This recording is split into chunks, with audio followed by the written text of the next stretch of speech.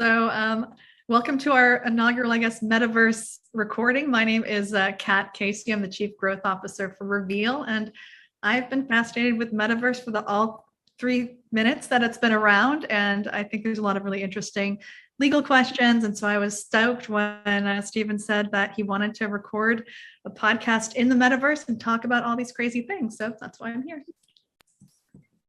Hi, Kat. Hi, Stephen. I'm Gina Passarella. I'm editor-in-chief of The American Lawyer and the global legal brands for ALM. And I have been petrified of the metaverse for the 3 minutes that it's been around and was very nervous when Stephen asked me to come in and do this. But nonetheless, it is here. It is impacting the legal industry. We are following it. And so I am super happy to talk about it, particularly with two people who understand it way better than I do. So it's great to join you guys.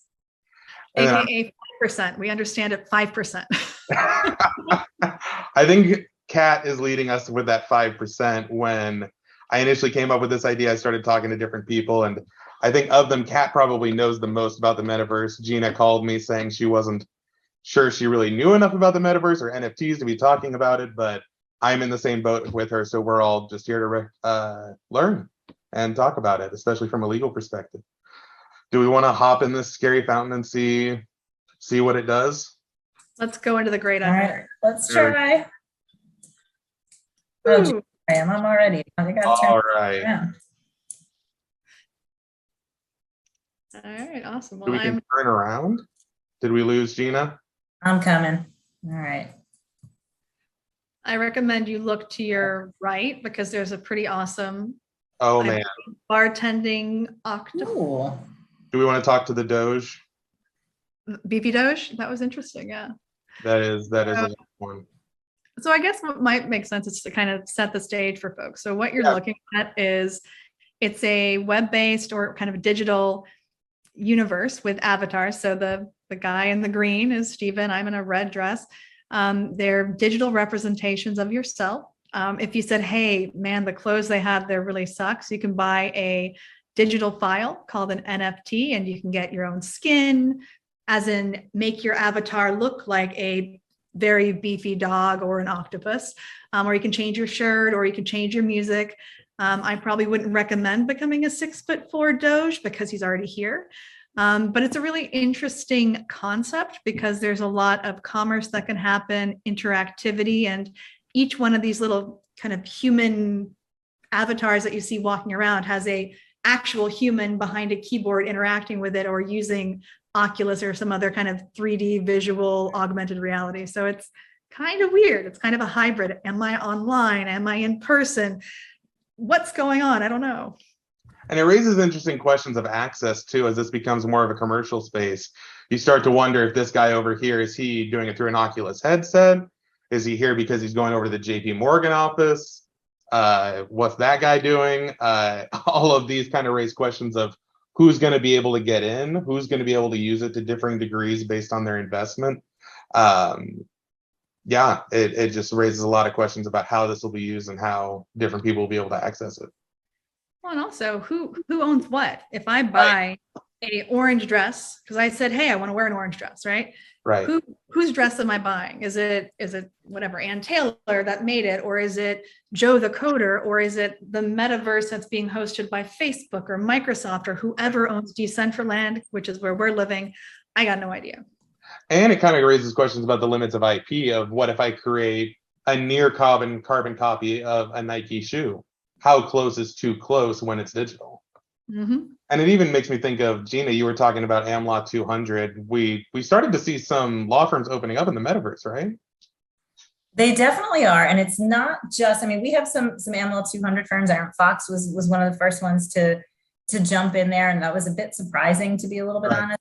Mainly, though, you're seeing firms in the personal injury or consumer facing space, I would say. The smaller firms who really want to use this as a way to meet and introduce and inform clients about the types of services that they have and that kind of thing. But I have heard, and a colleague of mine was at a meeting with a group of AmLaw 200, 100 and beyond marketers, and they said, we are all thinking about the metaverse. Wow. And the amount of law firms that are not, maybe they're not opening offices in the metaverse or Decentraland or anywhere else yet, but they are actively creating practice areas around this and seeing the work. And this is firms globally, this is firms of all sizes.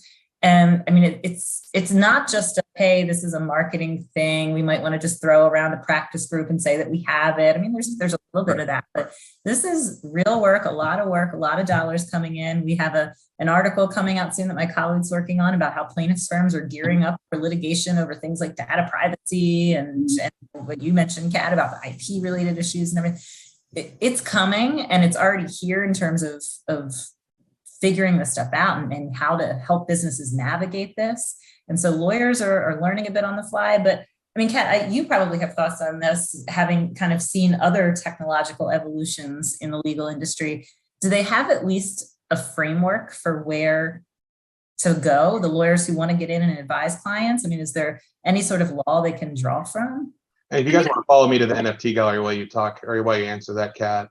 Yeah, I mean, I think it's we look at what happened with social media and the internet, where it went from like, oh, a bunch of college kids are looking at each other's faces, ha ha ha, who cares, to a multi-billion-dollar advertising agency where there really was kind of no holds barred. And so we kind of know the areas that you want to have, thoughts and ideas around creating safety.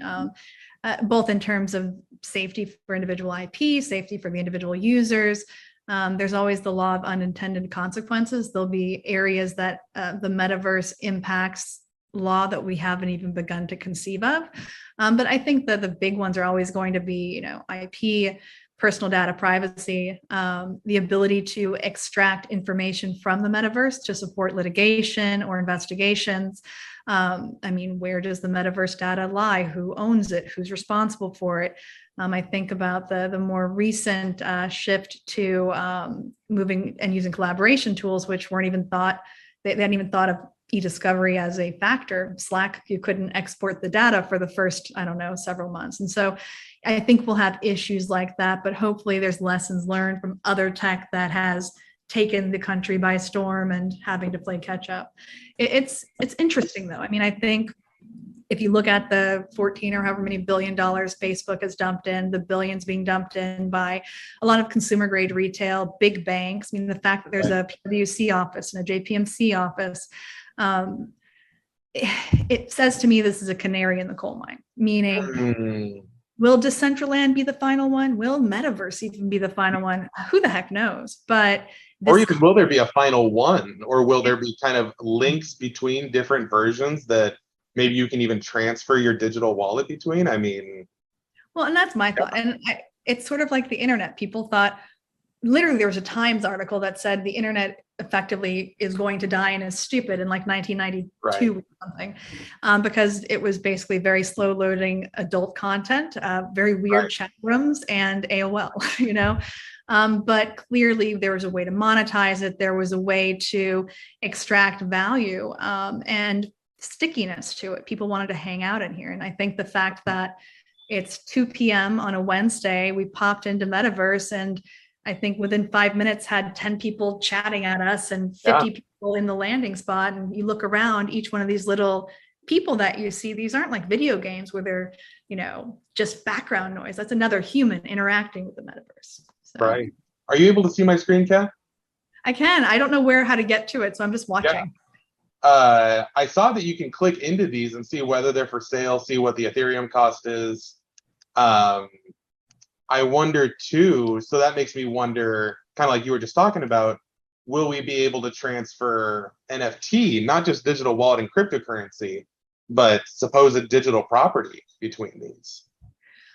For sure. It makes me think of, and I think I talked with you guys about it, there was a movie a few years ago called Ready Player One, right? And it's cheesy, it's Hollywood, but what it was, hey, the world around me kind of wasn't great. Maybe there's a global pandemic going on. I don't know. But this alternate reality, I don't have to be who I am in real life. I can be very fit. I can be very wealthy. I can be very successful. I can be whatever I want. I can be a 6'4", very beefy dog if that's what I want, right? And that was the concept. The value that you stored in game was like in real life value, and people would take it to different pockets of this universe, this decentralized metaverse. And it would always be, Technocat would look the same in every little planet. Technocat would have the same armor and the same backpack and the same whatever the heck. If I wanted to get a really cool kitty cat NFT, that would be in my wallet somewhere, and I could then show people, look, I have a purple kitty cat NFT. I don't know if I would, but you never Well, that even know. makes me wonder about identification, because you start to wonder about identity theft. Do you have an NFT that's uniquely recognizable that protects your identity? Is that kind of the only way, if you can change skins, if you can change what you look like, to be? Well, and it just shows, I mean, it shows that people are going to have, or companies are going to probably not have a choice but to jump in here, because what if you do find out that somebody is misappropriating your image or your company's likeness in some form, and in a way that you don't want to be the case? So you do need to jump in and involve yourself in that litigation, or decide, you know what, if you can't beat them, join them, and I'll just take it over and then run it myself. It's just so fascinating. I can't, not, again, I told you I was petrified about all this. I'm clearly not like the leading innovator around technology. I don't think anybody would be surprised to hear that knows me, but it does make me think, as we talk about kind of the reasons why individuals would want to come here, all of our mental health coverage that we do, and just like that makes me nervous a little bit, I have to say. And I worry for the world when we want to dive in, and it just creates these added complexities. But boy, is that something that is ripe, not the mental health stuff so much, but just the added complexities that this world will create among so many issues. It's ripe for the legal industry, that's for sure. Well, there's a real world impact. I mean, there's already been a lawsuit for Birkin, I think, a very fancy purse, right? Well, someone made a very similar knockoff of it, sold the NFT. The person who bought it then is like fighting with the makers of the Birkin bag, saying, oh, I own this IP. They're like, well, it's our bag. We own the IP, and we have 18,000 patents to show it. And so there's that. There's also, there have been assaults in the space. There's theft in the space. It's, you have to think, this isn't a video game, because every person in here is actually the human behind the keyboard, behind the Oculus. And so it's very human interactions in a very digital plane. Do my rights as a autonomous member of the EU transfer into a US hosted metaverse? Do my rights as Kat living in Texas transfer to a Russian hosted version of it? Right. If it's all commingled, how is there individual autonomy? Do my rights as a human or a business owner, or whatever the case may be, have the same full force and effect in the metaverse? And how do you enforce it? Like, I think, Stephen, you were saying, do we have metaverse police? Who would they, whose laws are they enforcing? Who do we say? Do we say, hey, Mark Zuckerberg, you're the one in charge? I don't know. It's interesting, because I think these are all questions we know to ask, Gina, to what you were saying, because we went through a lot of this with the internet. This is a lot of people are looking at this as internet 2.0. And if you look at it now, it's clunky. It's a little lumpy. I'm lost. I don't know where I am, literally.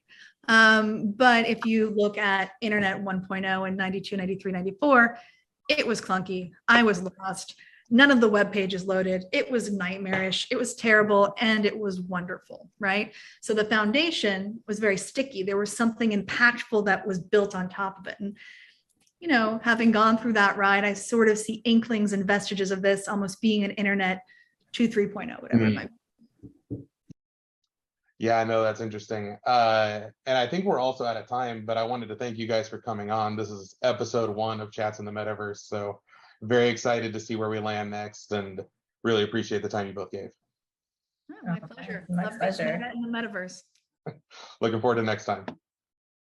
Thanks, guys. Bye now.